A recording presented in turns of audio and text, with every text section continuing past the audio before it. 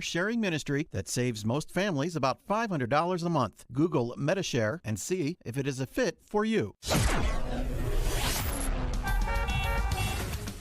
7:37. Let's check the roads in the Team Hochberg Traffic Center with Jim Talamonte. Well, we have a couple of collisions to report this morning at a couple of busy intersections. Deer Park area at Rand and Lake Cook, there's a crash. Then it explains at Mount Prospect Road at Algonquin, there's a collision. Northbound Tri-State, traffic's heavy from the Hinsdale Oasis to Ogden. There is some work going on there on the BNSF Railway Bridge. This is preparation to widen this stretch, so we are seeing delays there on the northbound Tri-State this morning at Hinsdale. I-55, we see road work delays northbound Lorenzo Road to Blodgett, southbound Arsenal to River Road. Harlem-bound CTA Green Line trains are running with residual delays after a mechanical issue near Holstead. That's traffic. I'm Jim Talamonte on AM 560 The Answer. Chicago's Morning Answer continues next in our 1-hour heating and air conditioning weather center. Cloudy and chilly, high near 44. Currently, we have 37 under cloudy skies. Next news at 8, Chicago's Morning Answer with Dan and Amy continues next on AM 560 The Answer. This hourly segment is brought to you by Papa Nicholas Coffee. Papa Nicholas Coffee, a family tradition since 1897. If you're looking for the latest news, insight into what it means, and the sharpest opinion, there's only one station in Chicago where you can turn, and it's this one. We're AM 560, The Answer.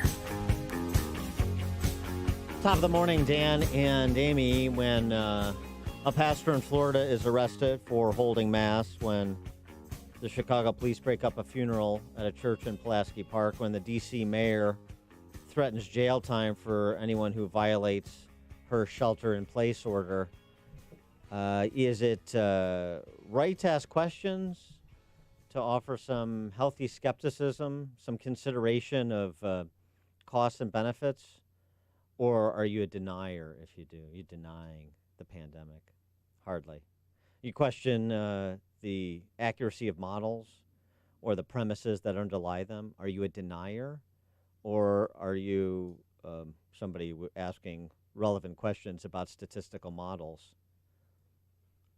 Additionally, providing historical context, as we've done here, that report by public health specialists 4 years after the H1N1 virus, where they reviewed all the studies that came out in the first 9 months of that pandemic that lasted from April of 2009 to April of 2010.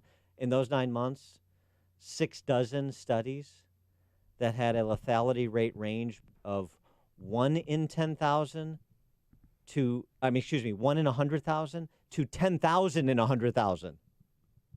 How about that range in the real time? Deep. But yet we're supposed to run headlong into shutting our lives down and canceling the month of April because of models that those with much more statistical knowledge than I have, both epidemiologists as well as econometricians. And do you remember H1N1? I'm not suggest there's no denominator that we're flying blind with the data that we have to this point. Professor Goodman from Stanford University, for example. And H1N1, I asked this question earlier. Do you remember the hot spots back then? Do you remember anything closing down? I remember Larkin High School, they used the gym there once they found a vaccine. I remember covering that part of the story, but I don't remember anything else. Do you remember World War II when Germany kept the churches open during the bombing of Dresden? Schools were open. And oh, by the way, other countries are doing it somewhat differently. And this is not faith-based, obviously, because I'm going to mention Sweden.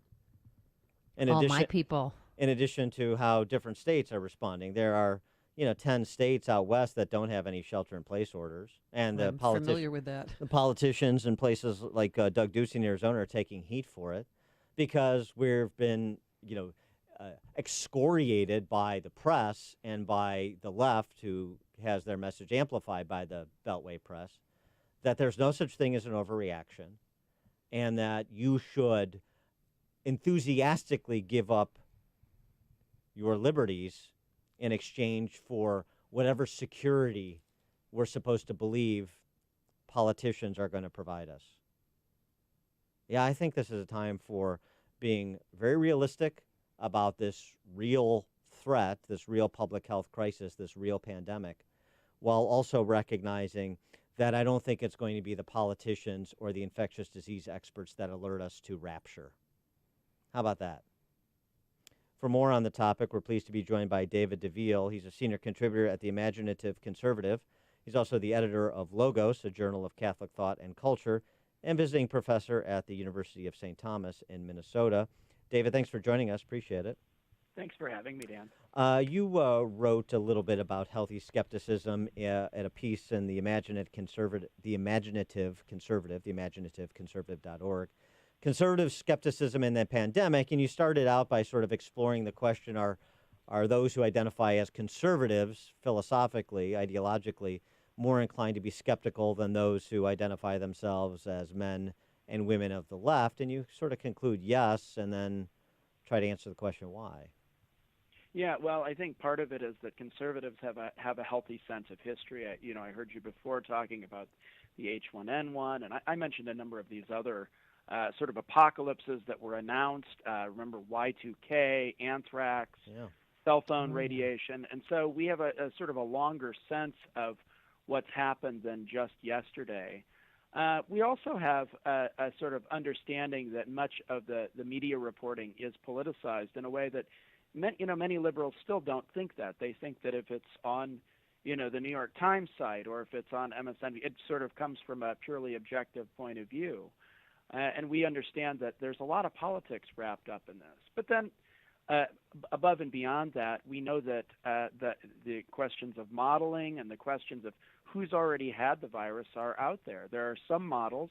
An Oxford team did a study that thought that over half of Britain already had in contact with the coronavirus. And right. I have a belief that probably a lot of Americans have. My in-laws live in Snohomish County, Washington, where the first outbreak was, and they had a mystery illness that was very similar but milder. If that's the case, then the possibility for this exponential growth of everybody getting it, may have already run dry. In point of fact, there's a study, and this is in dispute, but it's not like we're conjuring this up out of whole cloth. There's a study published in the scientific journal Nature Medicine after a team of experts analyzed the pandemic. Dr. Francis Collins, who happens to be the director of the National Institute of Health in this country, said as a result of gradual evolutionary changes over years or perhaps decades, the virus eventually gained the ability to spread from human to human and cause serious, often life-threatening disease. They're suggesting that this virus, COVID-19, has been with us perhaps for years, perhaps decades, as it evolved until into the threat that it poses today. Yeah, and I think that's quite possible. I've seen similar pieces. I don't think I saw the Nature Medicine one, but yeah, this has been around for a good while, and it's mutated in one way, and now it's causing problems. The question is, we really don't know. There are a couple of doctors at Stanford, Aaron Ben-David, and I forget what the other doctor's name, who have published several pieces, one in the Wall Street Journal, doing modeling that seems to suggest that even in Italy, they don't have the room for exponential growth either, because it's been around and most people they don't get any symptoms from this thing. And if that's the case, then this is gonna be a different situation in the U.S. Many of my friends say, well, we're going to be just like Italy, but we don't have the same age structure as Italy. We don't have the same smoking rates. We don't live in the same way. So why our mortality rates would be different is pretty obvious to me. But many people are saying, oh, it's going to be just like Italy. Well, it could be like Sweden, Right. Well, then you wrote in your article about exponential stupid crowd. Can you explain that? Well, yeah, there's a tendency among many people who I think have never forgotten their A's in high school or perhaps college to say, well, you just don't understand exponential growth. And it's a kind of good way of calling people stupid. Well, you just don't understand. But of course, we all know exponential growth because we've all had a get-rich-quick scheme that's been introduced to us that, says, well, all you have to do is, get 2 people involved, and then they'll get 2 people involved, and pretty soon, you know, you've the got pyramid. Yes. Well, but the problem is that kind of growth assumes that there are always new people to infect or to get into our pyramid scheme or whatever, and that's the great uncertainty, that we really don't know who's already had it and who is immune. Dr. Scott Gottlieb has written recently that, you know, they're going to ramp up tests in the U.S. and try to help figure this out, and I'm hoping that once we get some real information, we'll not be flying by the seat of our pants and making decisions. At one point, the state of Pennsylvania closed all the truck stops. If you want medical supplies and needed things, that's probably not a good thing to do. No. They reversed the order, but that's the kind of skepticism that I think we need. Immediately closing everything is not the answer. Tennessee has taken a very different approach. They have not issued a shelter-in-place order. They issued strong recommendations. They've tried to keep businesses open.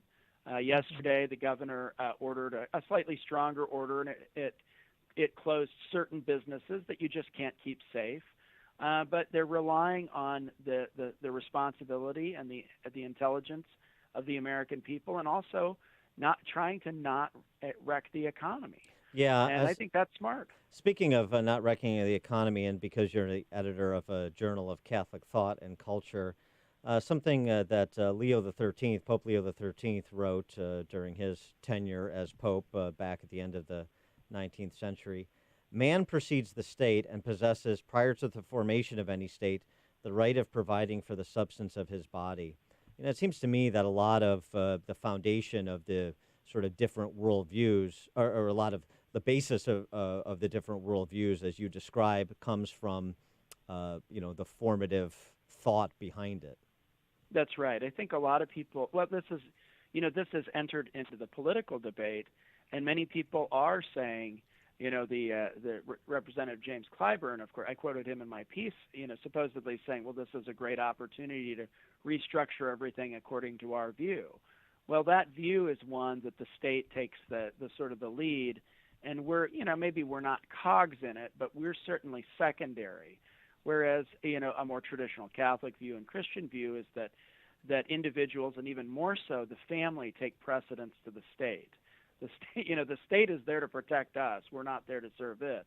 And what I fear is in this overreaction and saying, well, we'll just knock off all this capacity for people to provide for their own. But don't worry, we'll provide more unemployment benefits and maybe universal health care. I fear that much of the political reaction to this is going in a direction that we may regret, especially if the apocalyptic scenarios don't play out. He is David Deavel, senior contributor at the Imaginative Conservative, editor of Logos, a journal of Catholic thought and culture, and visiting professor at the University of St. Thomas in Minnesota. David, thanks so much for joining us. Appreciate it. Thanks, Dan and Amy. Thank you. And he joined us on our turnkey.pro answer line. Connect with Dan and Amy using the AM560 mobile app. Download it today at 560theanswer.com/mobile. I have cabin fever already. Chicago weather is so unpredictable, and it could be months before we get outside for a little warm sunshine. What about using the sunroom? We can sweep out the cobwebs. I can patch up the glass with duct tape. Get that raccoon out. No. We need a complete overhaul of the sunroom. I'm calling Sunspace by